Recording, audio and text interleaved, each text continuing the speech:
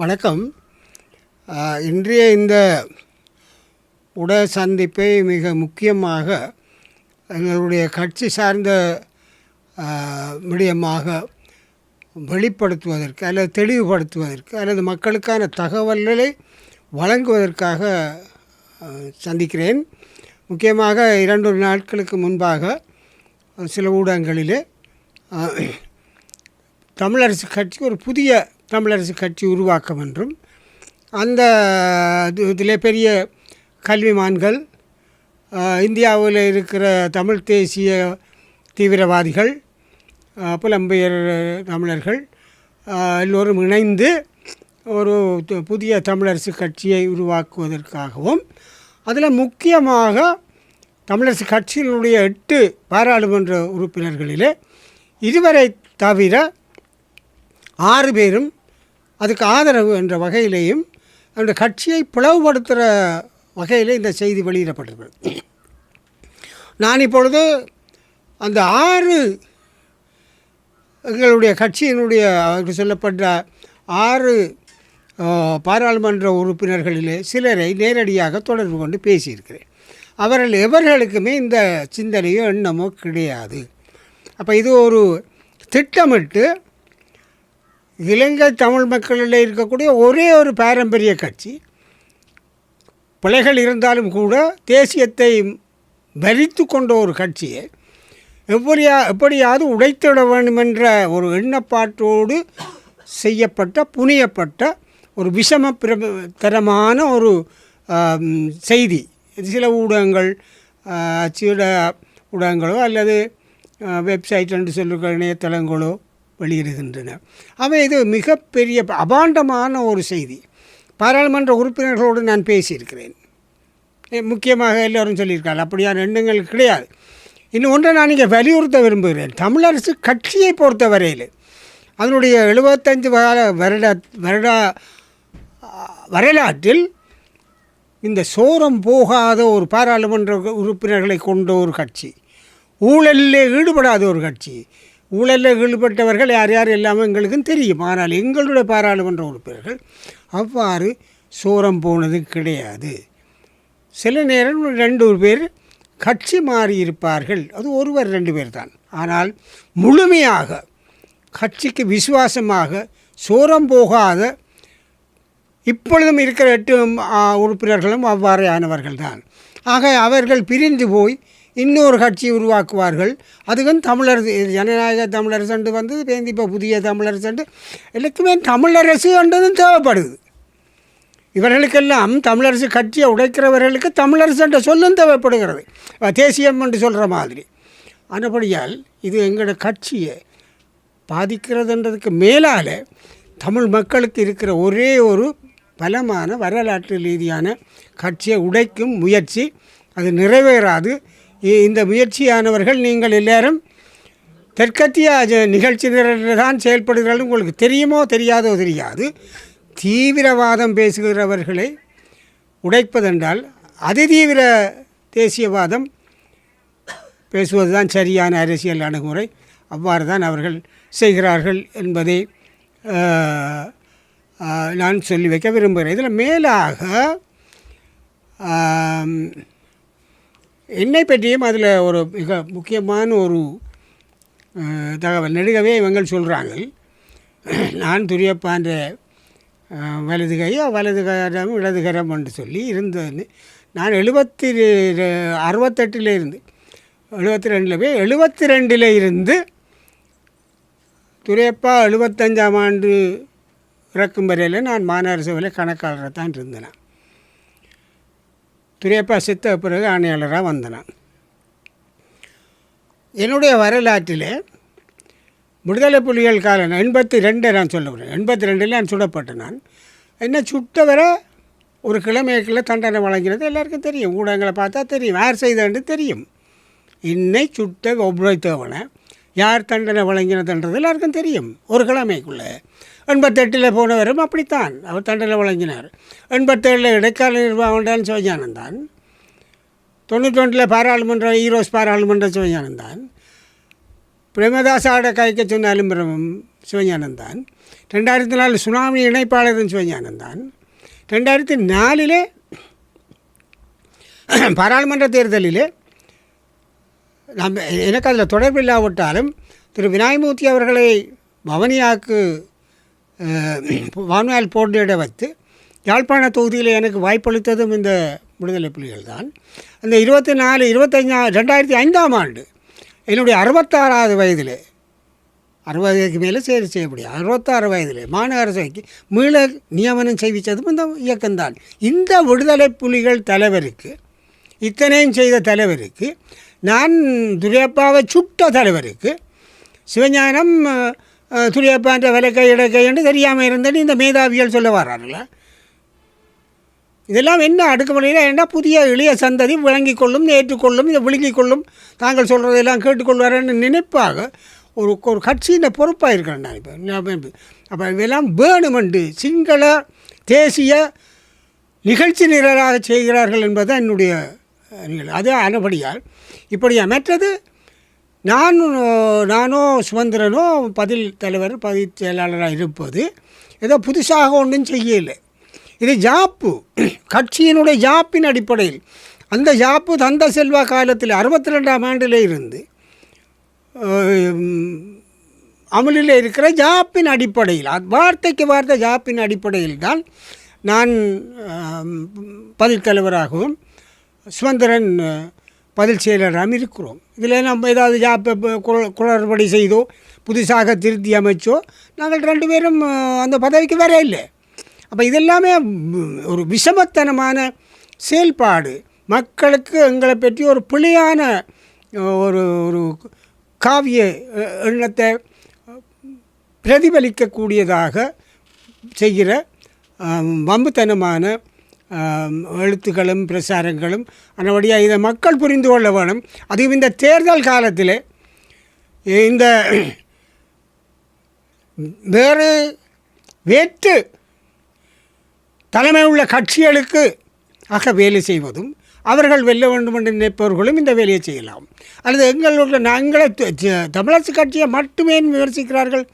எங்களை தோற்கடித்தா எல்லாம் போயிடும்ன்றது தான். அப்போ தமிழ் தேசியத்தினுடைய என்னதான் சொன்னாலும் தமிழரசு கட்சியை உடைக்க வேண்டும் என்ற நிகழ்ச்சி நிரலில் இது நடக்குது என்பதை மக்கள் புரிந்து கொண்டு உள்ளூராட்சி தேர்தலிலே நாங்கள் நிச்சயமாக எங்களோட கட்சியில் போதிய அளவு உள்ளூராட்சி அனுபவம் உள்ளவர்கள் நாங்கள் இருக்கிறோம். என்னை உட்பட இளம் முன்னாள் தவிசாளர்கள் இருக்கிறார்கள், உள்ளூராட்சி அனுபவம் இருக்கிறார்கள். வேறு எந்த கட்சியிலையும் அவ்வாறு இல்லை. 1-2 பேர் இருப்பினோம், ஆனால் தலைமைத்துவம் வைத்து நாங்கள் இருக்கிறோம் அனுபவத்தை. அப்படியால் இந்த உள்ளூராட்சி மன்றங்களை சிறப்புற நடத்தக்கூடிய ஆற்றல் உள்ள கட்சியும் நாங்கள் தான். இதற்காகவும் எங்களை இலக்கு வச்சு தாக்குகிறார்கள் என்பதையும் இந்த மக்களுக்கு நான் தெரிவித்துக் கொள்ள விரும்புகின்றேன்.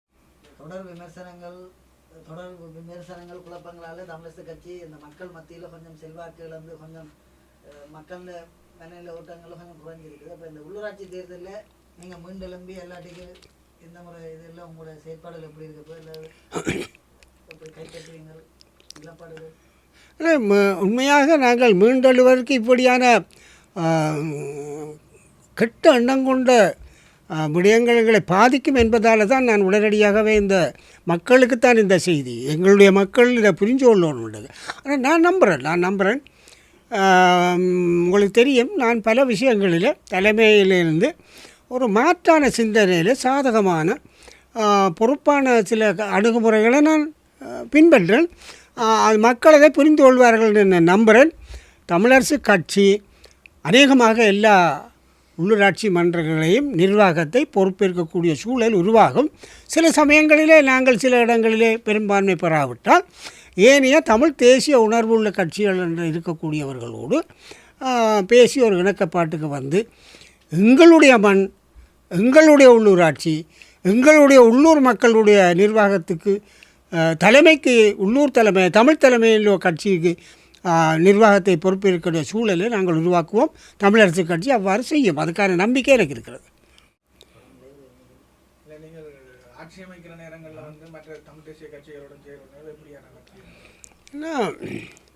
இந்த முறைமையில் இப்போ இருக்கிற உள்ளூராட்சி தேர்தல் முறைமையில் எந்த ஒரு கட்சியும் எங்களோட கட்சியும் அறுதி பெரும்பான்மை பெறக்கூடிய வாய்ப்பு இல்லை.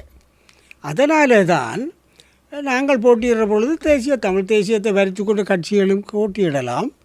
அவர்களோடு சேர்ந்து இணங்குவதற்கு மாற்று தலைமைகளுக்குள்ள கட்சிகளுக்கு செல்லாமல் இருப்பதற்கு நாங்கள் அவர்களோடு பேசலாம். அதில் தவறு கிடையாது. ஆனால் அவர்கள் எங்களை தேர்தல் காலத்தில் எங்களை விமர்சிப்பார்கள் என்றால் நாங்களும் அவர்களை விமர்சிப்போம், அல்லது அதை தவிர்த்து நாகரிகமாக விமர்சிக்கக்கூடும். ஆனால் வேறு வழி இல்லை.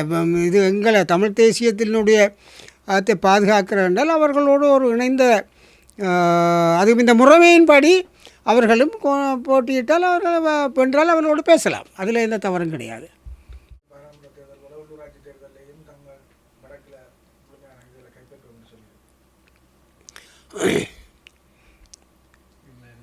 நான் ஒன்று சொல்ல விரும்புகிறேன். நான் இதுவரையில் சொல்லாத ஒரு விடயம், எல்லோரும் என்பிபியை நம்பி இருக்கேன். நான் அரசாங்கம் என்பிபி அன்றகுமார் திசாநாயக்க அரசாங்கம் தான் இருக்க போகுது 5 வருஷம், அது எனக்கும் தெரியும். ஆனால் இப்போ ஒரு உதாரணம் சொல்கிறேன். மாகாண சபை தேர்தல், மாகாண சபை பற்றி எல்லாம் எல்லோரும் கதைக்கணும். இதுக்கு ஒன்றை நீங்கள் பார்த்துக்கொள், ஊடகவியாளர் நான் சொல்கிறேன். இதுவரையில் மாகாண சபை முறைமை வந்த காலத்தில் இருந்து மாவட்ட இணைப்பு குழுவினுடைய இணைத்தலைவராக மாகாண ஆளுநர் எல்லா மாகாணங்களிலும் இருந்திருக்கிறார். ஆனால் இப்பொழுது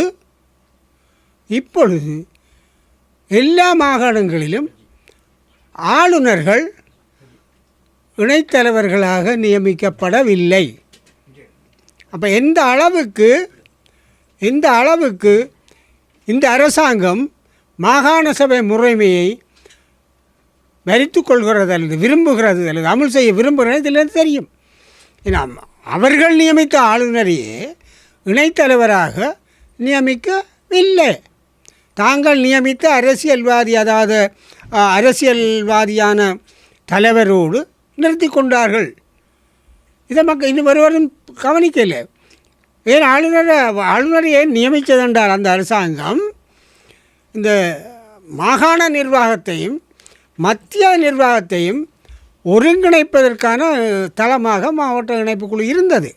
அதற்காகவே மாவட்ட இணைத்தலைவர்களாக ஆளுநர்கள் நியமிக்கப்பட்டார்கள். ஆனால் இப்போ செய்யலையே. அப்போ எந்த அளவுக்கு இந்த அரசாங்கம் விசுவாசமாக மாகாண சபை முறையில் இருக்குது என்றால் தெரியும். அதுவும் அவையில் ஆளுநர் அவையில் நியமனம், குழு தலைவர் மாவட்ட இணைப்பு குழு தலைவர் அவை அரசியல் நியமனம், கட்சி நியமனம். அப்போ இதில் இருந்து என்பிபி எந்த அளவுக்கு எங்களுக்கு விசுவாசமாக இருக்குன்னு தமிழ் மக்கள் புரிஞ்சு கொள்ள வேணும். அவை எங்களுக்கு என்பிபி செய்யலாம், அதனால் என்பிபிக்கு நான் மாறல. அரசாங்கம் வேண்டிய மத்திய அரசாங்கம் பாராளுமன்றம் அவங்க தான். ஆனால் உள்ளூராட்சி என்றது உள்ளூர் மக்களுடையது. உள்ளூர் கட்சியினுடைய உள்ளூர் தலைமையுடைய இருக்க வேணும் என்றதுக்கு இதை மட்டும் இப்போ புரிஞ்சு கொண்டா சரி. அவையிலே ஆளுநரே இணைத்தலைவராக நியமிக்க இல்லை முழு நாட்டிலேயும். அப்போ அந்த முறைமையிலே எவ்வளோத்துக்கு என்பிபி அரசாங்கம் விசுவாசமாக இருக்குன்றதை இப்போ தெரிஞ்சு கொள்ளுதானே மேடம். எங்களும் புரிவாரின்னு நினைக்கிறேன் நான். உள்ள நிலையில் இந்த மாகாண சபை முறைமைகள் வலுவெற்று இருக்கிற நிலையில் ஒரு ஏதாவது கோரிக்கை முன்வைக்க வாய்ப்பு இருக்கா? நிச்சயமாக நான் நினைக்கிறேன் இந்திய பிரதமரை சந்திக்கக்கூடிய வாய்ப்பு தமிழரசு கட்சிக்கு கிடைக்கும் என்று தான் நான் நம்புகிறேன். அப்படியான ஒரு சந்தர்ப்பத்தில் மாகாண சபை முறைமையோடு ஏனைய விடயங்களையும் நாங்கள் இந்திய பிரதமரது கவனத்திற்கு கொண்டு வருவோம். மற்ற இது அந்த காலத்திலேயே எனக்கு தெரிஞ்ச காலத்திலேயே அது ஒரு டோர்ச்சர் கேம்ப்னு சொல்லி பேசப்பட்டதும், அதில் இப்போ முன்னாள் ஜனாதிபதி ரணில் விக்ரமசிங்கே அவர் இளமை காலத்தில் அவருடைய தொடர்பு இருந்ததாகவும் பேசப்பட்டு தான் வந்திருக்கு. அந்த அறிக்கையும் கிட்டத்தட்ட அந்த ஆணைக்குழு அறிக்கையும் அவ்வாறான ஒரு நிலையைத்தான் உறுதிப்படுத்தி இருக்குது. அதன்படியால் இது காலங்கடந்தானாலும் உண்மையேக்கான வழிகொண்டு வந்து அதை பகிரங்கப்படுத்தி அரசாங்கம் செய்வது சரி என்று நான் நினைக்கிறேன். மற்றலண்டை வந்து அந்த நாட்டில் இருக்கிற அந்த நாட்டு மக்களுக்காக அங்கே என்ன செய்த விளியம். எந்த அரசாங்கமும் தமிழர்களுக்கு என்ன செய்தாலும் அது சரி வேண்டு நியாயப்படுத்தி கொண்டு தானே இந்த அரசாங்கங்கள் வந்திருக்கு. அதுதான் அவங்களோட பாலிசி. அது ஆக்கள் மாற, காட்சி மாறுற வழியாக ஆக்கள் மாற இல்லை, ஆக்கள் மாற இல்லை, காட்சி தான் மாறி இருக்கு, அதுதான் மாறி இருக்கு. இல்லை பட்டலண்ட சம்பந்தமாக நாங்கள் பெரிய கோரிக்கை வைக்க வேண்டிய அவசியம் இல்லை. அது அவையிலே ஃபைட் பண்ணுவார்கள். அப்படித்தான் நடக்குது. சிங்கள அரசியல்வாதிகள், தேசிய அரசியல்வாதிகள் பேசுகிறார்கள், அது பேசி முடிக்கட்டுமே.